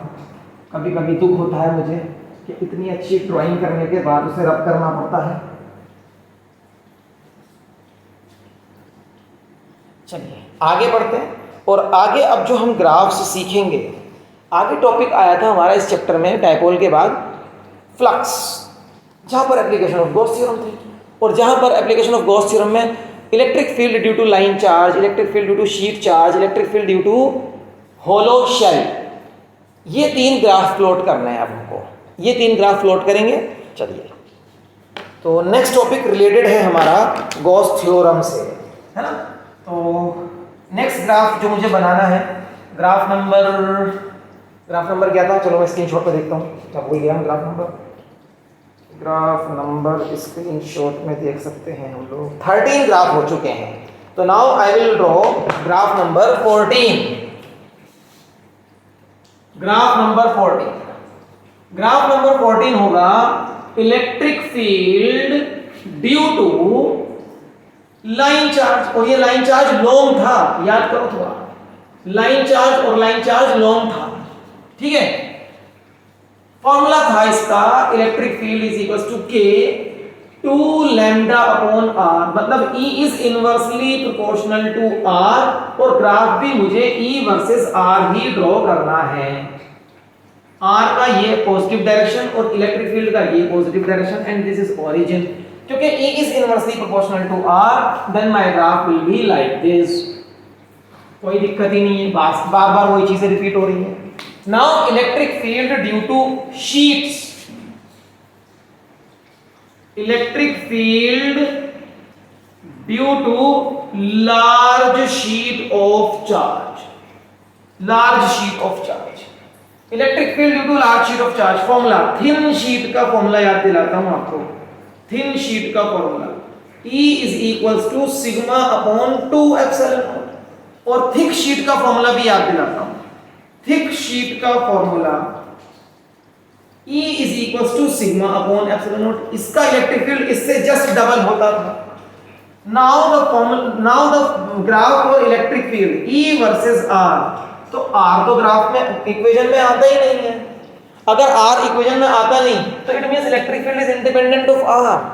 इंडिपेंडेंट ऑफ R का मतलब क्या है, इलेक्ट्रिक फील्ड R पे डिपेंड नहीं करता, मतलब इलेक्ट्रिक फील्ड R के अकॉर्डिंग कांस्टेंट है। याद करो, शीट के आसपास की जगह पर इलेक्ट्रिक फील्ड यूनिफॉर्म होता था। यूनिफॉर्म मतलब constant value in magnitude as well as in direction. तो इलेक्ट्रिक फील्ड R पे डिपेंड नहीं करता है, तो इलेक्ट्रिक फील्ड ऐसे रहेगा। देखो, R की वैल्यू कम थोड़ी ज्यादा होती रहे, लेकिन E की वैल्यू चेंज नहीं हो रही है। और अगर मैं कहूं कि ये ग्राफ मैंने बनाया है थिन शीट का, तो वहां पर वैल्यू होती है सिग्मा अपॉन 2 एप्सिलॉन नॉट। ये वैल्यू मैं लिख सकता हूं यहां पर। इसी ग्राफ पेपर पे मैं अगर थिक शीट की वैल्यू प्लॉट करूं तो इससे डबल यहां बनेगी। ये थिक शीट का ग्राफ है, मोटी शीट का ग्राफ, और इसकी वैल्यू है सिग्मा अपॉन एप्सिलॉन नॉट यहां पर। Okay, and this is the positive direction of electric field. देखो, दोनों शीट के ग्राफ एक ही ग्राफ पेपर पर प्लॉट कर दिए हैं, ठीक। नेक्स्ट था हमारा ग्राफ नंबर 16 हो जाएगा, electric field due to thin या due to hollow shell having charge. ये चार्ज ही होगा, ठीक है, या फिर होलो शेल की जगह कंडक्टिंग स्फीयर भी हो सकता है। कंडक्टिंग स्फीयर, होलो शेल किसी भी मटेरियल का हो सकता है, कंडक्टर या नॉन कंडक्टर, कोई दिक्कत नहीं है, क्योंकि वो तो शेल है तो शेल का तो सिर्फ सरफेस एरिया होता है ना, अंदर से खाली होता है। शेल इज लाइक दिस, कि ये शेल है तो अंदर से खाली होगा, है ना, तो जो भी चार्ज उसके सरफेस पे आएगा। और अगर वो कंडक्टिंग मटेरियल से बना है, suppose it is made up of conducting material, तो तब भी चार्ज सरफेस पे ही आता है। तो चार्ज यहाँ सरफेस पर ही रहता है, ये याद रखिएगा। याद नहीं है तो मैं फिर यही बोलूँगा कि इस टॉपिक के हेडिंग पर चले जाओ, लिखो electric field due to a conducting sphere या electric field due to a charge hollow sphere, application of Gauss theorem, electrostatics, physics सीखो, इतना लिखो। डायरेक्ट इस लेक्चर पे पहुंचोगे। क्यों? क्योंकि भाई ग्राफ बनाने से पहले उस टॉपिक की बेसिक नॉलेज होना बहुत ज़रूरी है। उस टॉपिक का फॉर्मूला क्या कह रहा है ये आपको पता होना चाहिए। फॉर्मूला क्या कह रहा है देखते हैं। बेटा इलेक्ट्रिक फील्ड यहाँ पर 3 अलग अलग पॉइंट्स पर होता था। एक एक्सटर्नल पॉइंट पर E का फॉर्मूला था E is equals to K Q by R square. एक पॉइंट हुआ करता था at the surface of sphere पर। इलेक्ट्रिक फील्ड का फॉर्मूला था K Q upon R square और ये इलेक्ट्रिक फील्ड की मैक्सिमम वैल्यू थी। और एक था इंटरनल पॉइंट्स अगर हो जाएं। इंटरनल पॉइंट्स के लिए आपको याद होगा गॉस थ्योरम ने आंसर दिया था कि अंदर तो इलेक्ट्रिक फील्ड होता ही नहीं है, स्फीयर के अंदर इलेक्ट्रिक फील्ड होता ही नहीं है, E इज इक्वल्स टू 0। इन चीजों का ध्यान में रखेंगे और ग्राफ प्लॉट करेंगे।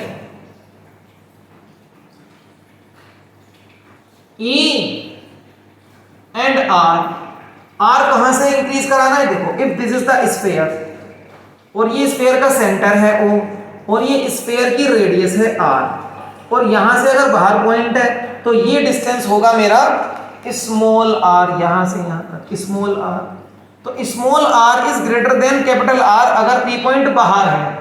मान लो यहां पर ये R, ये वाली पॉइंट डिनोट करता है R is equal to small r, यहां पर जाते जाते कैपिटल R के इक्वल हो जाएगा। अगर ये P पॉइंट अंदर है तो small r will be less than r, यहां अंदर वाले पॉइंट्स। और अगर ये P पॉइंट बिल्कुल सरफेस पर है तो small r will be equal to r। तो ये वाला पॉइंट या ये कह लो कि ये वाली डॉटेड लाइन डिनोट करती है कि अभी हम सरफेस पे हैं। इससे इधर रहोगे, अगर इस डॉटेड लाइन के लेफ्ट हैंड साइड पे जाओगे तो इंटरनल पॉइंट्स हैं, इस डॉटेड लाइन के राइट हैंड साइड पे जाओगे तो एक्सटर्नल पॉइंट है। डॉटेड लाइन पर ही रहोगे तो मतलब you are on the surface. अब लगाते हैं अंदर वाले पॉइंट्स पर तो इलेक्ट्रिक फील्ड 0 है ना, तो अंदर वाले पॉइंट पर इलेक्ट्रिक फील्ड की वैल्यू 0 कर दो। 0 तो यही होगी electric field, because this is the origin. जैसे ही सरफेस पर आओगे इलेक्ट्रिक फील्ड हो जाता है मैक्सिमम, कितना? K Q by R square. मान लो मैक्सिमम वैल्यू यहां पर है K Q by R square, ये मैक्सिमम वैल्यू है। तो ये मैक्सिमम वैल्यू प्लॉट कहां करनी है? यहां, इस जगह पर, यहां नहीं, यहां करनी है। आप अब सरफेस पर आ चुके हैं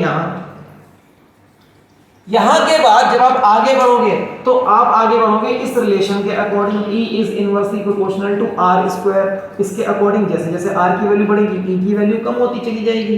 ये ग्राफ तो हमने बहुत बार बना लिया है, लेकिन ध्यान रखें this graph will never touch the R axis.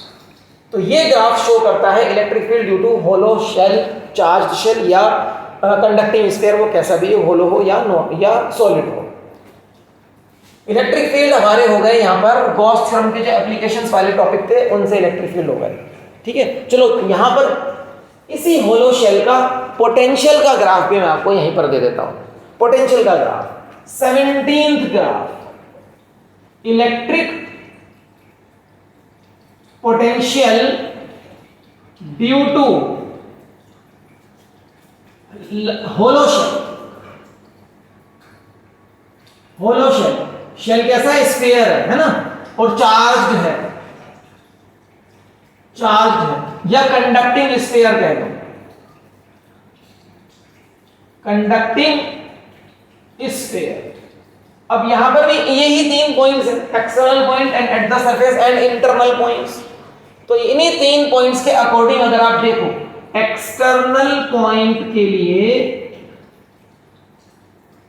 Potential का फॉर्मूला था K Q बाय R। याद करो एक्सटर्नल पॉइंट के लिए चार्ज्ड स्फीयर ऐसे बिहेव करता है जैसे सारा का सारा चार्ज उसके सेंटर पे रखा हो, तो पॉइंट चार्ज की तरह बिहेव करता है, केप्ट एट सेंटर। तो पॉइंट चार्ज जैसा फॉर्मूला बन जाता है इलेक्ट्रिक फील्ड का भी और पोटेंशियल का भी। जब ये पॉइंट हमारा सरफेस पर आता है एट द सरफेस, तो पोटेंशियल हो जाता है मैक्सिमम KQ/R। और इंटरनल पॉइंट्स के लिए भी पोटेंशियल की वैल्यू यही बनी रहती है, अंदर भी यही रहती है KQ/R। ऐसा क्यों होता है? ऐसा हमने सीखा था पोटेंशियल के ही लेक्चर में कि ऐसा क्यों रहता है, और ये चीज़ हमने बहुत ज़्यादा डिटेल में करी थी कैपेसिटर की सीरीज के पहले लेक्चर में। डिटेल चाहते हो तो उस लेक्चर को आप ढूंढो, कैपेसिटर की सीरीज का पहला लेक्चर जहाँ से कैपेसिटर मैंने स्टार्ट किया है, और वहाँ पर आपको ये डिटेल मिल जाएगी। चलिए ग्राफ प्लॉट करते हैं। मुझे फॉर्मूले मिल गए, now I can plot the graphs easily. V इधर, R इधर, एंड दिस लाइन डिनोट्स कि मैं अभी कहां पर हूं, मैं सरफेस पर हूं। अगर इस लाइन के राइट साइड पर जाऊंगा तो एक्सटर्नल पॉइंट, और लेफ्ट साइड पर आऊंगा तो इंटरनल पॉइंट्स हो जाएंगे। इंटरनल पॉइंट पर V की वैल्यू कांस्टेंट बनी हुई है, वो स्मॉल r पे डिपेंड नहीं करती। देखो रिलेशन में स्मॉल r बिल्कुल नहीं है, और वो उतनी है जितना सरफेस पर होता है आंसर, और सरफेस पर होता है आंसर मैक्सिमम। तो अगर मैक्सिमम पोटेंशियल यहां पर है, मान लो यहां पर मैक्सिमम पोटेंशियल है कितना, KQ/R, तो ये पोटेंशियल जब तक मैं स्फीयर के सेंटर से उसके सरफेस तक पहुंचूंगा कांस्टेंट रहता है, मतलब पूरे स्फीयर के अंदर पोटेंशियल कांस्टेंट रहता है। तो पोटेंशियल कांस्टेंट रहेगा यहां से यहां तक, ये पोटेंशियल कांस्टेंट है। उसके बाद जैसे कैपिटल R से बढ़ेगा, मैं एक्सटर्नल पॉइंट पर आऊंगा, एक्सटर्नल पॉइंट पर, तो रिलेशन बन जाता है V is inversely proportional to R, और ये बन गया graph V is inversely proportional to R. So this is the graph for potential and this is the graph for electric field. Again the time is कि आप video को pause करें और इन graphs को कॉपी करें। नोट्स मेंटेन करना is very important अगर आप प्रिपरेशन कर रहे हो क्लास 12th बोर्ड के एग्जाम्स के लिए। बेटा एग्जाम रिटिन एग्जाम है ना, तो प्रिपरेशन भी रिटिन होगी। अगर ओरल एग्जाम होता तो आप ओरली प्रिपेयर कर लेते, लिखने की जरूरत ही नहीं थी हमें। एग्जाम रिटिन है, प्रिपरेशन भी रिटिन आपको करनी पड़ेगी। एक बार तो अभी कॉपी कर रहे हो, बाद में जब प्रिपेयर करते हो तब भी लिख कर प्रिपेयर करा करो। This is my advice to all of you. चलिए मैं भी स्क्रीनशॉट लेता हूं, आप कॉपी कीजिए इसको।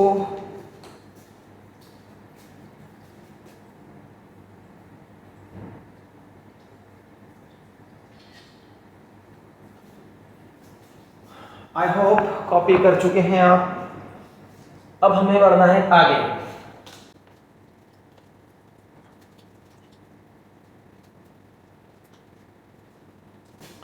आगे बढ़ते हैं और अब हमें सीखना है कि हम पोटेंशियल के ग्राफ कैसे बना सकते हैं डायपोल के लिए, इलेक्ट्रिक डायपोल के पोटेंशियल वाले ग्राफ्स। जैसे अभी अभी चार्ज स्फीयर के आपने पोटेंशियल का ग्राफ ड्रॉ करा है ना, तो पोटेंशियल तो इलेक्ट्रिक डायपोल का भी होता है, उसके भी आप ग्राफ चेक करो मेरे साथ। अगेन मैं ग्राफ नंबर भूल चुका हूं भाई, इस स्क्रीनशॉट से ग्राफ नंबर देखता हूं। 17 graphs we have done so far. तो अब मेरा ग्राफ नंबर हो जाएगा 18, और मुझे अभी सीखना है graph potential due to dipole. Potential due to dipole, potential due to dipole में सबसे पहले मैं एक्सियल लाइन का ग्राफ करूंगा। एक्सियल लाइन पर पोटेंशियल का formula V is equals to K P upon R square हुआ करता था। एक्सियल लाइन पर पोटेंशियल का फॉर्मूला फार अवे पॉइंट्स के लिए, याद रखना फार अवे पॉइंट्स के लिए हम ग्राफ ड्रॉ करेंगे। तो फार अवे पॉइंट के लिए अगर मैं ये ग्राफ ड्रॉ करूंगा तो V is inversely proportional to R square. तो graph is going to be simple. V is inversely proportional to R square. It will be like this. Far away points के लिए ग्राफ बनाएंगे। जब R large है, R की value small होगी, तो मैंने उनके लिए ग्राफ छोड़ दिया। ठीक है, तो V is inversely proportional to R square. चलो ग्राफ नंबर 19, इक्वेटोरियल पॉइंट्स के लिए या इक्वेटोरियल लाइन के लिए याद करो V तो 0 होता है इक्वेटोरियल पॉइंट्स पर, पोटेंशियल 0 होता है ड्यू टू डायपोल। तो कैसा बनेगा graph? This is V, this is R, this is increasing direction of V, this is increasing direction of R, ये एरो मार्क कर लिया करो, अगर मैं कहीं भूल भी गया हूं तो आपको मार्क करना है, ओरिजिन भी मार्क करना है। V0 होता है तो graph will be like this, V0 रहेगा इक्वेटोरियल लाइन के लिए। अब general point, graph number 20, general point लेकिन फार अवे पॉइंट के लिए बना रहे हैं यार। उसके लिए पोटेंशियल का फॉर्मूला था Kp cos theta upon r square. देखो फिर से V is inversely proportional to r square. तो जनरल पॉइंट के लिए भी आपका ग्राफ तो ऐसा ही आएगा ना, रिलेशन तो वही आ गई। तो again the graph will be like this far away points के लिए। स्मॉल पॉइंट के लिए मैंने, स्मॉल डिस्टेंसेस के लिए मैंने ग्राफ को नहीं बनाया है। ठीक, ये आपके ग्राफ हो गए डायपोल से रिलेटेड पोटेंशियल के, डायपोल से रिलेटेड पोटेंशियल के। अब एक ग्राफ बनाऊंगा potential energy of two point charges, potential energy of 2 point charges, graph number 21। यहां पर मेरी हेडिंग है electrostatic potential energy of 2 point charges, formula याद है आपको इलेक्ट्रोस्टैटिक पोटेंशियल एनर्जी का? U is equals to K मतलब 1/4 pi epsilon naught Q1 Q2 upon r square. अब मैं पहले बनाऊंगा ग्राफ अगर चार्जेस लाइक हैं। लाइक चार्जेस का मतलब होता है Q1 Q2 का प्रोडक्ट ग्रेटर देन 0 आएगा। देखो दोनों पॉजिटिव हैं तो प्रोडक्ट पॉजिटिव आएगा, दोनों नेगेटिव हैं तो भी प्रोडक्ट पॉजिटिव आएगा। तो पोटेंशियल एनर्जी कैसी होगी? इसका मतलब पोटेंशियल एनर्जी कैसी होगी? पॉजिटिव होगी। पोटेंशियल एनर्जी पॉजिटिव होगी, लेकिन पोटेंशियल एनर्जी बिहेव कैसे करती है? बट r स्क्वायर नहीं है बच्चों, r है K Q1 Q2 upon r, I am sorry, है ना, वो r स्क्वायर नहीं है, r स्क्वायर को हटाकर r लिखिएगा वहां पर r। तो u is inversely proportional to r और u आएगा पॉजिटिव अगर हम बना रहे हैं लाइक चार्जेस का ग्राफ। तो u इधर, ये इसका इंक्रीजिंग डायरेक्शन, r इधर, ये इसका इंक्रीजिंग या positive direction, this is origin and the graph because it is inversely proportional to r। जैसे जैसे डिस्टेंस बढ़ेगा potential energy between the two charges कम होती चली जाएगी। जब डिस्टेंस वेरी लार्ज हो जाएगा तो पोटेंशियल एनर्जी ऑलमोस्ट 0 हो जाती है। ग्राफ को टच नहीं करना, इधर भी और इधर भी, ये याद रखना है। ठीक, हाँ, अगर ये अनलाइक चार्जेस होते, if these two charges are unlike, एक पॉजिटिव और एक नेगेटिव, तो इनका प्रोडक्ट क्या आएगा? नेगेटिव आएगा। मतलब Q1 Q2 का आंसर जो आएगा वो आएगा नेगेटिव, लेस देन 0 मतलब नेगेटिव।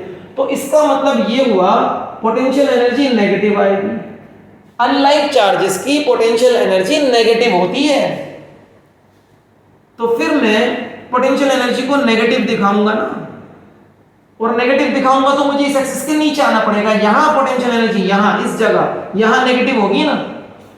लेकिन नेचर तो ग्राफ का यही रहेगा, जैसे जैसे r बढ़ता जाएगा पोटेंशियल एनर्जी की वैल्यू 0 की तरफ जाती रहेगी एंड लाइक दिस। ठीक, नेचर वैसे रहेगा, बस ये ग्राफ ऐसे पलट के ऐसे बना देना होता है। Again you can pause the video over here और यहां तक कि आप ग्राफ्स को कॉपी कीजिए। ग्राफ नंबर 21 22 मैंने पहले याद कर लिया है इस बार, और फिर हम आगे बढ़ते हैं। मैं अभी स्क्रीनशॉट आपके लिए शेयर करने के लिए ले रहा हूं, एंड ऑल दीज स्क्रीनशॉट्स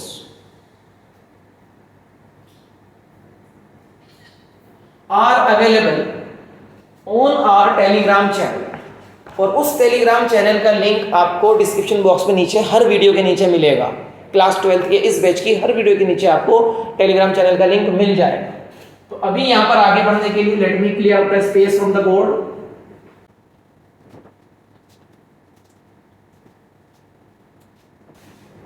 आगे बढ़ते हैं।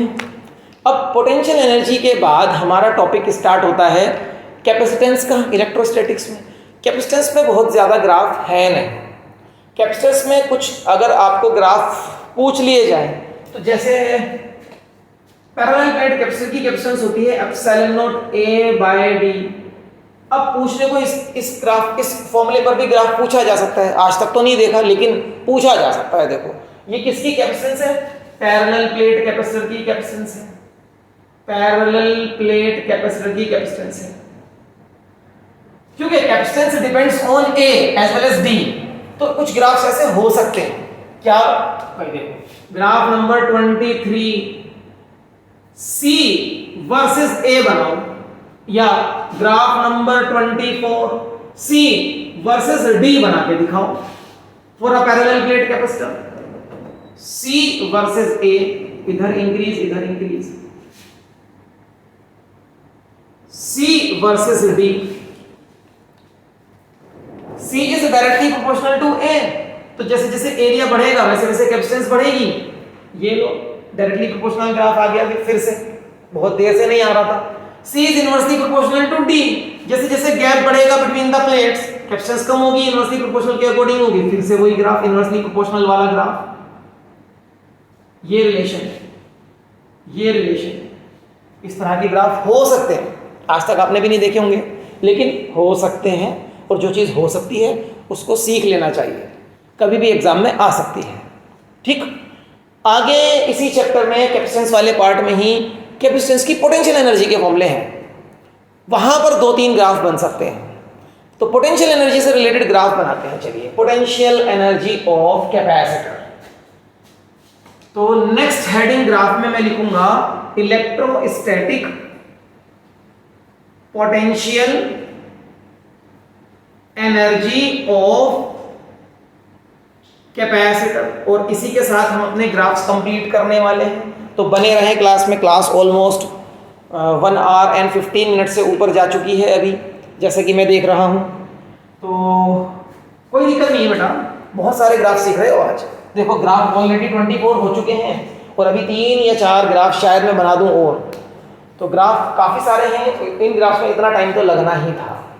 तो टाइम को लेकर दिक्कत ना लें। अगर आपको लग रहा है कि क्लास में मैं स्लो चल रहा हूँ, तो बेटा पूरी एक्सप्लेनेशन देने के लिए इस स्पीड से ही जाना पड़ता है। आपके अकॉर्डिंग अगर स्पीड स्लो है तो आप वीडियो को, यहाँ पर यूट्यूब में एक ऑप्शन होता है कि आप वीडियो को अपनी स्पीड पर दे सकते हैं, 1.5 टाइम्स या 1.75 टाइम्स, जो भी आपको सूटेबल लगे, या इवन 2 टाइम्स आप देखें, आपका टाइम सेव हो जाएगा। ठीक है ना। चलिए, potential energy of capacitor. Potential energy of capacitor का फॉर्मूला हाफ CV²। फॉर्मूले और भी हैं, पहले हाफ CV² देख लेते हैं। अब गिवन कैपेसिटर है तो कैपेसिटेंस तो कांस्टेंट होगा ना, कैपेसिटेंस कांस्टेंट होगा। तो graph number, I am going to plot graph number 25, और यहां पर मैं बनाऊंगा potential energy versus potential difference between the 2 plates. याद है ना, ये कैपेसिटर है, इसकी प्लेट्स के बीच का पोटेंशियल डिफरेंस V है, और इसकी कैपेसिटेंस C है जो कांस्टेंट है, वो चेंज नहीं हो रही। तो फिर मैं ग्राफ प्लॉट करूंगा लाइक दिस। इधर पोटेंशियल एनर्जी पॉजिटिव डायरेक्शन, इधर इलेक्ट्रिक पोटेंशियल का इंक्रीजिंग डायरेक्शन। ये ओरिजिन है। अगर पोटेंशियल डिफरेंस रहा ही ना, 0 हो जाए, तो पोटेंशियल एनर्जी भी 0 हो जाएगी। और जैसे जैसे पोटेंशियल बढ़ेगा, now the graph is U is directly proportional to V, नहीं है V² है। तो V² के according graph will go like this. It is a parabolic curve. ये पैराबोलिक कर्व होता है, U is proportional to V²। अगर कहीं मिल जाए आपको Y is proportional to X², तो ये पैराबोलिक कर्व होता है। x के पावर 2 के अकॉर्डिंग y की वैल्यू बढ़नी है, मतलब v की पावर 2 के अकॉर्डिंग u की वैल्यू बढ़नी है। ठीक, this is going to be the curve. तो जैसे जैसे पोटेंशियल डिफरेंस बढ़ेगा, पोटेंशियल एनर्जी v² के अकॉर्डिंग बढ़ेगी। ठीक, चलो इसमें और क्या हो सकता है।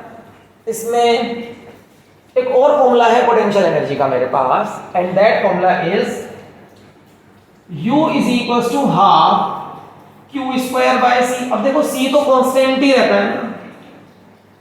Now according to the charge on the plates of the capacitor, अगर प्लेट्स पर चार्ज Q है, Q plus Q and minus Q, यही होता था, और C यहां पर कांस्टेंट है, C कांस्टेंट है। तो अगर आप चार्ज धीरे धीरे बढ़ाओगे तो पोटेंशियल एनर्जी किस तरह से बढ़ेगी। Again U is directly proportional to Q²। तो सेम ग्राफ जैसा वहां पर है वैसा ही यहां पर बनने वाला है। चार्ज ओरिजिन, अगर चार्ज है ही नहीं तो पोटेंशियल एनर्जी भी नहीं है, और चार्ज जैसे जैसे इंक्रीज करेगा पोटेंशियल एनर्जी चार्ज की पावर 2 के अकॉर्डिंग इंक्रीज करेगी। अगेन अ पैराबोलिक कर्व, ये पैराबोलिक कर्व है, दिस इज पैराबोलिक कर्व। तो this is going to be graph number 26। और ग्राफ नंबर 27 पोटेंशियल एनर्जी का एक और फॉर्मूला है, and that formula is, potential energy का एक और फॉर्मूला है और ये फॉर्मूला होएगा हमारा 27। U is equals to half Q V. अब देखो Q और V ये दोनों तो चेंज होते हैं ना, Q और V आपस में डिपेंड करते हैं किसी भी कैपेसिटर के। तो अगर मुझे यहां पर ग्राफ बनाना है सपोज U वर्सेस Q, तो मुझे एज्यूम करना पड़ेगा कि V कांस्टेंट है। V को कांस्टेंट रखा मैंने, प्लेट्स के बीच का पोटेंशियल डिफरेंस कांस्टेंट रखा, और चार्ज अगर चेंज हुआ किसी भी तरीके से, ऐसा क्या पॉसिबल है कि V कांस्टेंट रहे और चार्ज चेंज हो जाए? Yes, this is possible. और ये मैंने लास्ट लेक्चर में समझाया, लास्ट लेक्चर 35 लेक्चर, कि ऐसा कब पॉसिबल होता है बेटा? ऐसा जब पॉसिबल होता है कि आपने जिस बैटरी से कैपेसिटर को चार्ज करा है उस बैटरी को रिमूव मत करो, लेकिन कैपेसिटर की प्लेट्स के बीच में डाइलेक्ट्रिक मटेरियल भर दो, तो चार्ज चेंज हो जाता है। और अगर अब चार्ज चेंज होगा तो U is proportional to Q, U is proportional to Q और डायरेक्टली प्रोपोर्शनल टू Q। और डायरेक्टली प्रोपोर्शनल के ग्राफ ये होते हैं। V कांस्टेंट रखकर अगर Q चेंज होगा, Q इंक्रीज होने पर पोटेंशियल एनर्जी इंक्रीज होगी, Q डिक्रीज होने पर पोटेंशियल एनर्जी डिक्रीज होगी। और ये अच्छे से एक्सप्लेन करा है लास्ट लेक्चर में, उसी का ग्राफ है। जिन्होंने लास्ट लेक्चर कराया समझ जाएंगे कि ये ग्राफ किस टॉपिक से रिलेट कर रहा है। Okay, and the last graph of the lecture today is graph number 28। इसी फॉर्मूले से ग्राफ होगा, लेकिन इस बार हम देखेंगे कि अगर चार्ज को कांस्टेंट करके U वर्सेस V बनाएं, U वर्सेस V और चार्ज को कांस्टेंट रखें, इज इट पॉसिबल? यस, ये भी पॉसिबल है। इस बार आपको क्या करना है? इस बार आपने जिस कैपेसिटर को चार्ज किया है उसकी प्लेट्स से बैटरी को हटा दो और फिर स्लैब लगाओ, तो चार्ज तो कांस्टेंट रहेगा, लेकिन स्लैब के आने से पोटेंशियल डिफरेंस चेंज हो जाता है। और पोटेंशियल डिफरेंस चेंज होगा चार्ज कांस्टेंट रखकर, तो U एंड V का graph directly proportional to V हो गया ना। जब चार्ज कांस्टेंट होता है तब कंडीशन देख लो, बहुत से ग्राफ्स एक कंडीशन में बनाए जाते हैं, तो वो कंडीशन बहुत इंपॉर्टेंट होती है। तो यहाँ पर ग्राफ की कंडीशन है चार्ज को कांस्टेंट रखकर U is directly proportional to V, ये होगा ग्राफ। इस तरीके के ग्राफ आपको इलेक्ट्रोस्टैटिक्स में देखने को मिलेंगे। कुछ ग्राफ आपने रेगुलरली देखे होंगे, जैसे इलेक्ट्रिक फील्ड, इलेक्ट्रिक पोटेंशियल या कूलम फ्लो वाले ग्राफ, लेकिन कुछ ऐसे ग्राफ्स भी होंगे जो आज आपने पहली बार देखे होंगे। उन ग्राफ्स को भी प्रैक्टिस करना है बेटा। क्लास 12th फिजिक्स का एक ऐसा एग्जाम, ऐसा सब्जेक्ट है कि यहाँ पर क्वेश्चंस आप देखोगे ना बोर्ड के एग्जाम्स में, तो आपको पता चलेगा कि क्वेश्चंस रिपीट नहीं होते हैं। फिर बच्चे बोलते हैं क्वेश्चंस आते कहाँ से हैं? पर क्वेश्चंस पूछने के लिए बहुत चीज़ें हैं यहाँ पर, थोड़ा सा भी वेरिएशन कहीं करते हैं एक नया क्वेश्चन क्रिएट हो जाता है, तो इसलिए क्वेश्चंस रिपीट नहीं होते फिजिक्स के। फिजिक्स का एग्ज़ाम इस बात के लिए मशहूर है कि यहाँ क्वेश्चंस रिपीट नहीं होते हैं। प्रिपरेशन कैसे करें? तो बेटा प्रिपरेशन करने का सीधा सा तरीका है, चीज़ों को समझना है। समझ लोगे बेसिक लेवल पर, तो कुछ थोड़े बहुत माइनर चेंजेस कहीं पर करके एक नया क्वेश्चन अगर क्रिएट किया जाता है तो आप उसका आंसर आसानी से कर पाएंगे। चलिए खैर, that is all for the graphs today. लेकिन जैसे कि मैंने आपसे लेक्चर के स्टार्टिंग में एक प्रॉमिस किया था कि जाते जाते एक बोनस पॉइंट देकर जाऊँगा, तो क्या आप उसको समझने के लिए 3 से 4 मिनट अभी रुकेंगे? चलिए देखते हैं उसको। फिलहाल अभी वीडियो को पॉज करके यहाँ इतना तो कॉपी कीजिए, then we will continue forward.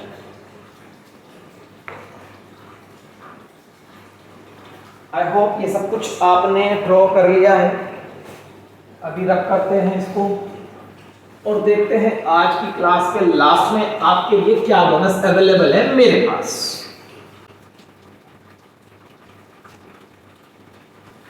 चलिए, अभी जिस चीज़ की हम बात कर रहे हैं वो रिलेटेड है, अभी यहाँ से ग्राफ्स को मैं हटा दूँ क्योंकि ग्राफ्स की बात नहीं हो रही है, वो रिलेटेड है डाइलेक्ट्रिक कांस्टेंट के साथ, जिसको हम कैपिटल K लिखते थे। और जिसकी डेफिनेशन आपने पढ़ी थी कुछ ऐसे, it is defined as permittivity of the given medium to the permittivity of the free space. याद है ना कुछ? और Coulomb's law in other medium में भी डाइलेक्ट्रिक कांस्टेंट को कुछ ऐसे रिलेट किया था कि Coulomb's force in other medium is Coulomb's force in free space divided by dielectric constant. तो क्या यहां से K is equals to F0 upon Fm नहीं हो गया है? तो अगर हो गया है तो मैं यहां लिख सकता हूं it is F0 upon Fm। ठीक है? क्या यही चीज इलेक्ट्रिक फील्ड में भी वैलिड नहीं होती है कि अगर कहीं फ्री स्पेस में इलेक्ट्रिक फील्ड E0 है तो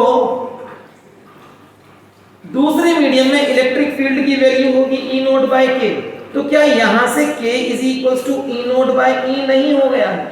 यस, हो गया है।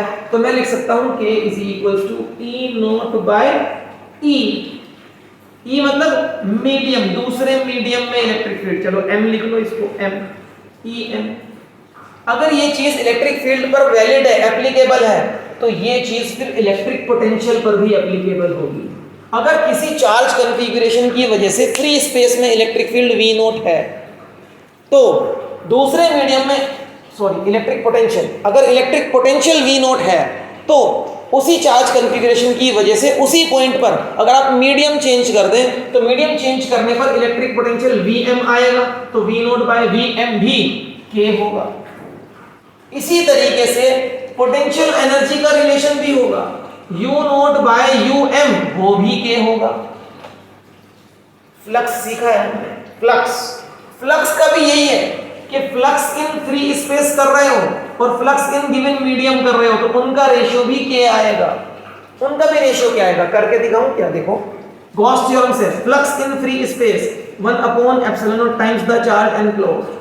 तो गॉस थ्योरम से ही फ्लक्स इन अदर मीडियम, उस मीडियम का एप्सिलॉन लिखना पड़ेगा ना, इनटू चार्ज एनक्लोज। जरा दोनों को डिवाइड करो, डिवाइड करोगे तो you will get phi naught upon phi m is equals to 1 upon epsilon naught upon 1 upon epsilon naught, ये मिलेगा। Epsilon m upon epsilon naught क्या होता है? K। तो K ही क्या हो गया? Phi naught upon phi m। इस तरीके से निकालना है, ऐसे रिलेट करना है चीजों को। ठीक है? तो देखो, डाइलेक्ट्रिक कांस्टेंट का रिलेशन ये भी है जो बेसिक डेफिनेशन थी, ये भी है फोर्स के अकॉर्डिंग, फील्ड के अकॉर्डिंग, पोटेंशियल के अकॉर्डिंग, पोटेंशियल एनर्जी के अकॉर्डिंग, फ्लक्स के अकॉर्डिंग। और क्या सीखा है इस चैप्टर में आपने? और क्या सीखा है? और सीखा है आपने इस चैप्टर में कैपेसिटेंस। कैपेसिटेंस के लिए रिलेशन हो जाता है Cm अपॉन C0। इसके लिए उल्टा क्यों हो गया सर? इसका Cm नीचे क्यों नहीं आया और C0 ऊपर क्यों नहीं आया? ये भी करके देख लो बच्चों। कैपेसिटर का बेसिक फॉर्मूला बोलो, पैरेलल प्लेट कैपेसिटर का, epsilon naught A by D। और अगर आपने डाइलेक्ट्रिक मटेरियल लगा दिया तो फॉर्मूला क्या हो जाता है? Epsilon m A by D Cm, ये C0। डिवाइड करके देख लेते हैं, Cm अपॉन C0 करते हैं इस बार। तो A बाय D से A बाय D कैंसिल, क्या आएगा? Epsilon m upon epsilon not जो होता है K। तो K हो गया Cm अपॉन C0। लेकिन सर कुछ फील सा नहीं आ रहा कि बाकी सारे रिलेशन में F0, E0, V0, U0 ऊपर है, फाई नॉट ऊपर है, इसमें C0 नीचे क्यों आया? बेटा ये वाला फील भी दे देता हूं। देखो, सारे रिलेशंस में फोर्स का फॉर्मूला लिखो, एप्सिलॉन नॉट नीचे आया। Electric field due to point charge लिखो, एप्सिलॉन नॉट नीचे आया। Potential due to point charge लिखो, एप्सिलॉन नॉट नीचे आएगा। Potential energy of 2 point charges लिखो, एप्सिलॉन नॉट नीचे आएगा। कैपेसिटेंस का लिखो, एप्सिलॉन नॉट ऊपर आ रहा है। तो क्योंकि इन सब का रिलेशन एप्सिलॉन नॉट के साथ इनवर्स रिलेशन है, इनवर्स, लेकिन इसका रिलेशन एप्सिलॉन नॉट के साथ डायरेक्ट है। तो इसीलिए C में Cm अपॉन C0 आता है, बाकी में F0 वैक्यूम वाली या फ्री स्पेस वाली क्वांटिटी ऊपर रहती है। तो ये सारे फॉर्मूले डाइलेक्ट्रिक कांस्टेंट के हो गए ना। तो आप डाइलेक्ट्रिक कांस्टेंट को कितने तरीकों से डिफाइन कर सकते हो? 1 2 3 4 5 6 7, और कोई इससे भी ज्यादा है तो आप सोच लो। और आपको मिल जाए तो कमेंट बॉक्स में मेरे साथ शेयर कर देना, मुझे भी नॉलेज बढ़ जाएगी। ठीक है, फॉर एग्जाम्पल अगर मुझे डिफाइन करना है डायरेक्ट कांस्टेंट, यहाँ से it is defined as the ratio of permittivity of the given medium to the permittivity of free space. यहाँ से डिफाइन करूंगा तो it is defined as the ratio of electrostatic force acting between the two charges when placed in free space to the electrostatic force acting between the same two charges when placed in other medium and when they are placed with the same gap। इस तरीके से आप सारे define कर सकते हो। तो dielectric constant ratio of electric field भी है, रेशियो ऑफ पोटेंशियल भी है, रेशियो ऑफ पोटेंशियल एनर्जी भी है, रेशियो ऑफ फ्लक्स भी है एंड रेशियो ऑफ कैपेसिटेंस भी है। But ratio of capacitance in medium to the capacitance in free space, ये याद रखना। ठीक है, that is it for the class today. काफ़ी लंबी ऑलमोस्ट 1.5 आवर की आज क्लास रही है हमारी, लेकिन आज की क्लास में टॉपिक्स भी बहुत डिस्कस किए हैं और सबसे खुशी की बात यह है कि अब हमने इलेक्ट्रोस्टैटिक्स कंप्लीट कर लिया है। This is the last lecture of the electrostatics. अब आगे हमें क्या करना है, आगे हम स्टार्ट करेंगे नेक्स्ट चैप्टर, नेक्स्ट यूनिट, जिसका नाम है करंट इलेक्ट्रिसिटी। इलेक्ट्रोस्टैटिक्स के सारे वीडियोस करने के बाद में बेटा आपके नोट्स आपके हाथ में होने चाहिए, ये बेसिक है, इस बात को मत भूलना बिल्कुल भी।